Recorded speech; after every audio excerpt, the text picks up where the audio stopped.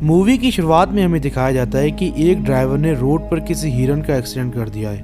वो ड्राइवर अपनी गाड़ी से नीचे उतरकर देखता है तो वो हिरन मर चुका होता है। फिर वो ड्राइवर अपनी गाड़ी से यहाँ से चला जाता है, पर जिस हिरन को हम मरा हुआ समझ रहे थे वो अचानक से खड़ा हो जाता है। उस हिरन की बॉडी लैंग्वेज बिल्कुल अलग थी, जिससे ये साफ पता लग रहा था कि वो हिरन नॉर्मल नहीं है।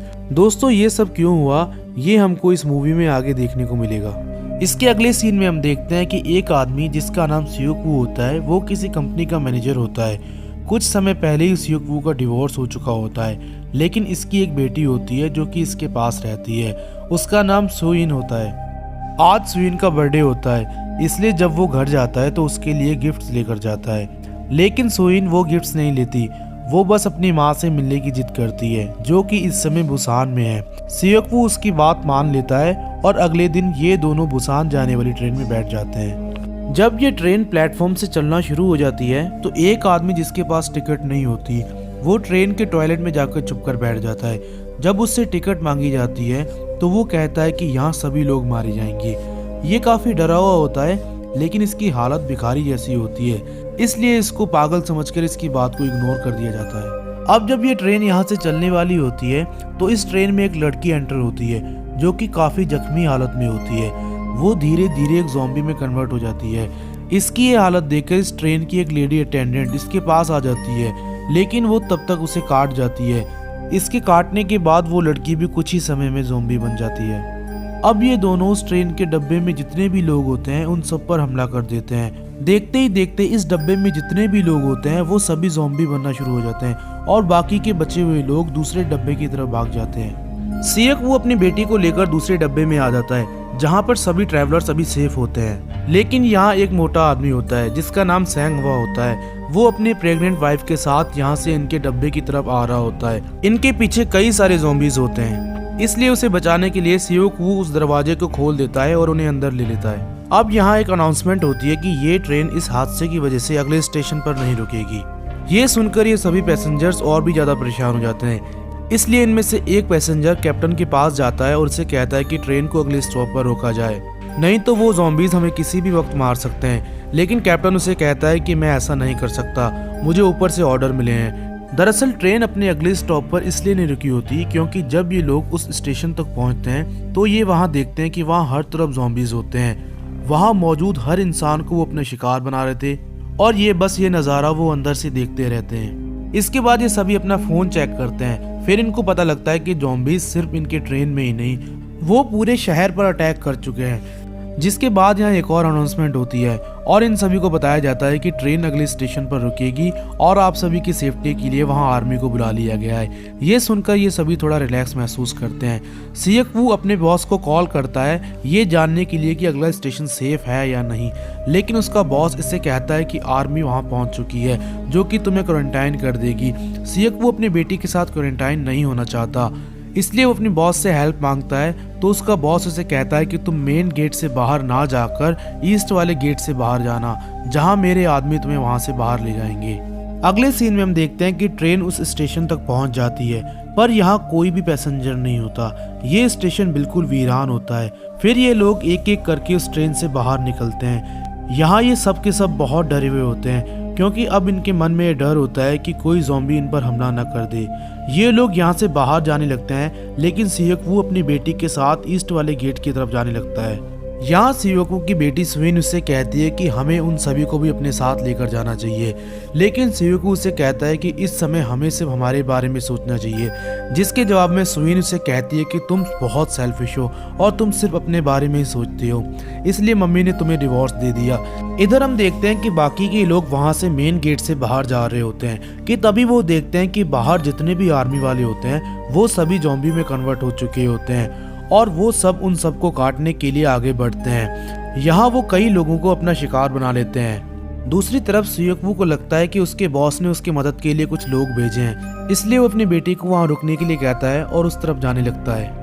लेकिन जिस रास्ते से वो जा रहा होता है वहाँ से कई सारे ज़ॉम्बीज इसकी तरफ आ रहे होते हैं। वो जल्दी से पीछे मुड़ता है और अपनी बेटी की तरफ भागता है। वो देखता है कि उसकी बेटी की तरफ एक ज़ॉम्बी अटैक करने के लिए आ रहा होता है, लेकिन इससे पहले कि वो ज़ॉम्बी उस पर अटैक करता, वहाँ वो मोटा आदमी जिसका नाम सैंगवा होता है वो उस ज़ॉम्बी को मारकर सोइन को बचा लेता है। फिर यहाँ से ये सभी उस ट्रेन की तरफ भागने लग जाते हैं, लेकिन इस भगदड़ में ये सभी एक दूसरे से बिछड़ जाते हैं।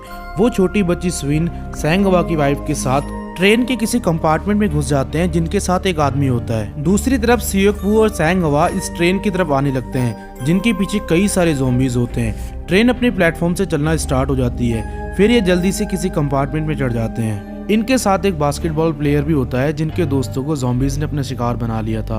अब हम देखते हैं कि जिस कंपार्टमेंट में छोटी बच्ची स्विन और सैंगवा की वाइफ होती है, उसमें कई सारे ज़ॉम्बीज होते हैं, इसलिए ये उनसे बचने के लिए टॉयलेट में छुप जाते हैं। इधर जिस कंपार्टमेंट में ये सभी लोग होते हैं, वहाँ अनाउंसमेंट होती है कि ये ट्रेन अब सीधा बुसान में ही जाकर रुकेगी।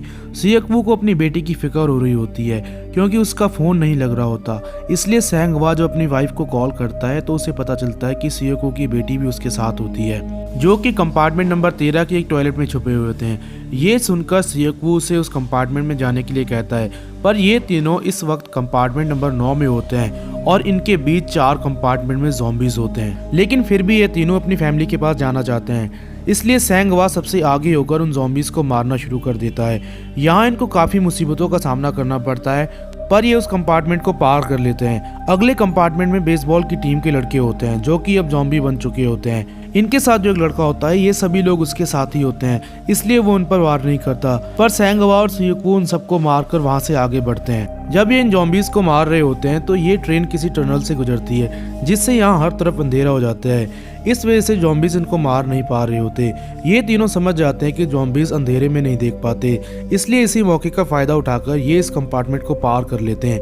आगे जाकर एक और टनल आता है, उसका फायदा उठाकर ये उस कंपार्टमेंट को भी पार कर लेते हैं। ऐसे करते करते ये लोग उस कंपार्टमेंट तक आ जाते हैं, जहाँ पर स्विन और सैंगवा की वाइफ होती है।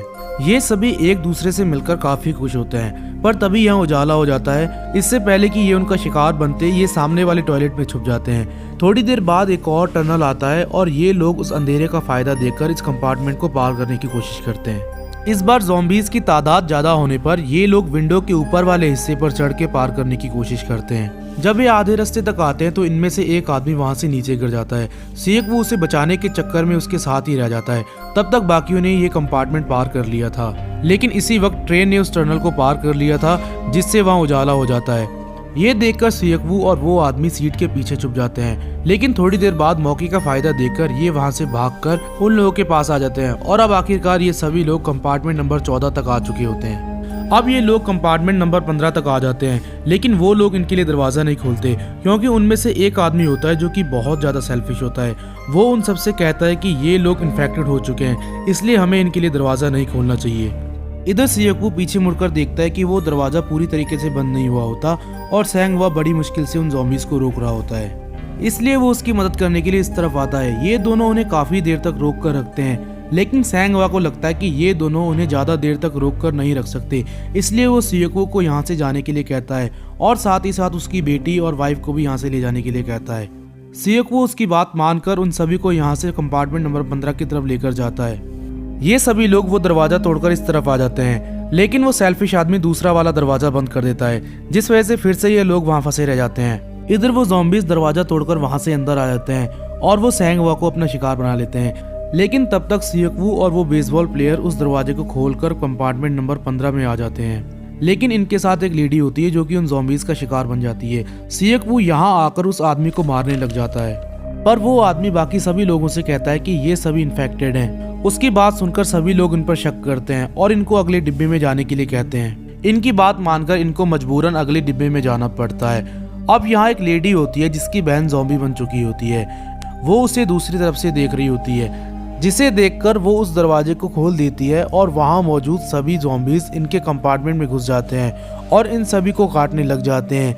इसके बाद यहाँ सभी लोग मारे जाते हैं, सिर्फ उनको छोड़कर जिनको इन्फेक्टेड समझकर दूसरे कंपार्टमेंट में शिफ्ट कर दिया था।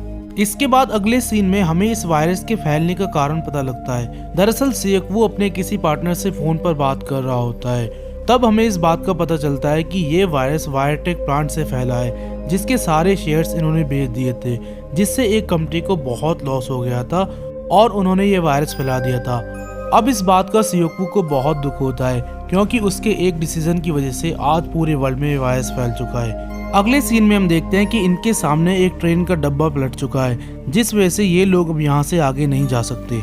पर ट्रेन का कैप्टन ये अनाउंसमेंट करता है कि हम यहाँ से ट्रेन चेंज करके आगे जा सकते हैं, इसलिए ये लोग यहाँ से दूसरी ट्रेन की तरफ जाने लगते हैं। अब जिस कंपार्टमेंट में उन ज़ॉम्बीज ने अटैक कर दिया था, वहाँ 2 लोग ऐसे भी होते हैं जो अभी उन ज़ॉम्बीज से बचकर टॉयलेट में छुपे होते हैं। ये दोनों उस अनाउंसमेंट को सुनकर बाहर निकल जाते हैं। फिर ये सभी यहाँ से उस ट्रेन की तरफ जाने लगते हैं, पर रास्ते में ये सभी एक दूसरे से बिछड़ जाते हैं। अब जो वो सेल्फिश आदमी होता है वो यहाँ से उस इंजन की तरफ भागने लगता है जहाँ पर इस ट्रेन का कैप्टन होता है, पर इसके पीछे कई सारे ज़ॉम्बीज होते हैं, जिस वजह से उस ट्रेन में बैठा कैप्टन इसकी मदद करने के लिए इसकी तरफ आता है।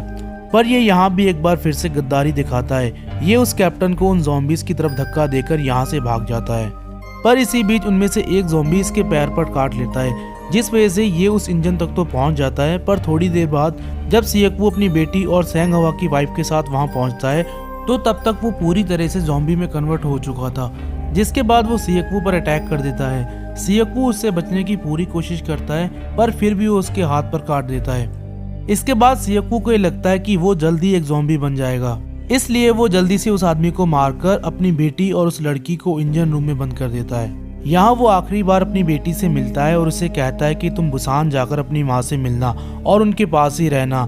फिर ये दोनों बहुत रोते हैं। ये सीन इस मूवी का सबसे इमोशनल सीन होता है।